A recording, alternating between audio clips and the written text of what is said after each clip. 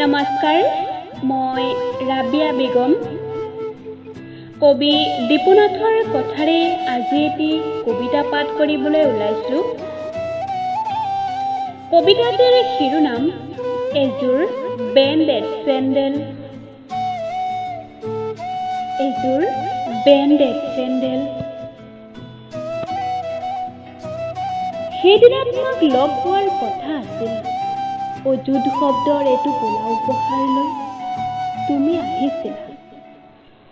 সেউজীয়া ৰঙা শব্দ আকাশৰ এটুকুৰা ছিগি সজোৱা নীলিম শব্দৰ উপহাৰ। তোমাক লগ ধৰিবলৈ যাওঁতে পিন্ধিবলৈ এযোৰ চেণ্ডেল কিনিছিলোঁ, টেণ্ড ফ্ৰেছনৰ বেণ্ডেড চেণ্ডেল, যাৰ মূল্য আছিল ৰোগীয়া মাতৃৰ ঔষধৰ মূল্যতকৈও বহুত বেছি।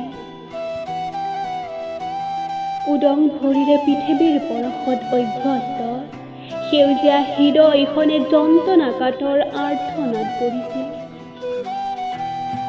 উশাহবোৰ চেপি ধৰি প্ৰতিবাদত হাহাকাৰ কৰিছিল। সেউজীয়া হৃদয়খনে ৰঙা প্ৰতিবাদী সূৰ্যটো কপালত পিন্ধি লৈছিল। স্বভাৱসুলভ অভিজাত ৰঙা হাঁহিটোৰে সম্ভাষণ জনাইছিলা তুমি। চিনি পোৱা নাছিলো তোমাক সিদিনা।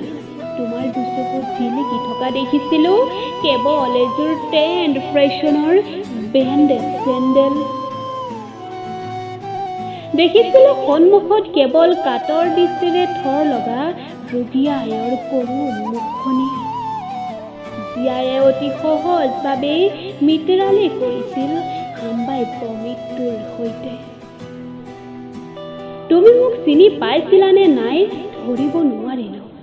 চেণ্ডেল যোগে যে মোক গিলি ৰাখিছিল মূৰৰ পৰা ভৰিলৈ।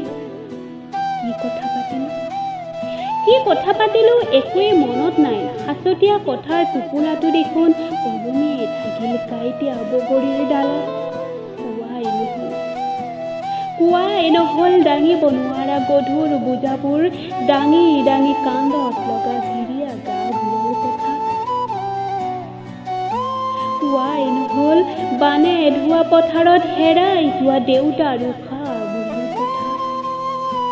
এসময়ত পুনৰ স্বভাৱজাত অভিজাত হাঁহি তোমাৰি তুমি বিদায় লৈছিলা। পচন্দ শব্দৰে ঢেৰিকনি মাৰি অধূৰত কৰবাত বজ্ৰপাত পৰিছিল। মই চেণ্ডেলযোৰৰ আঁৰত লুকাই এটা স্থিৰ নিৰ্জীৱ প্ৰতিমা হৈ পৰিছিলো, যাক পিন্ধাই থোৱা আছিল টেণ্ড ফ্ৰেছনৰ এযোৰ বেণ্ডেড চেণ্ডেল, যাৰ মূল্য মাতৃৰ জীৱনতকৈও বেছি। ধন্যবাদ।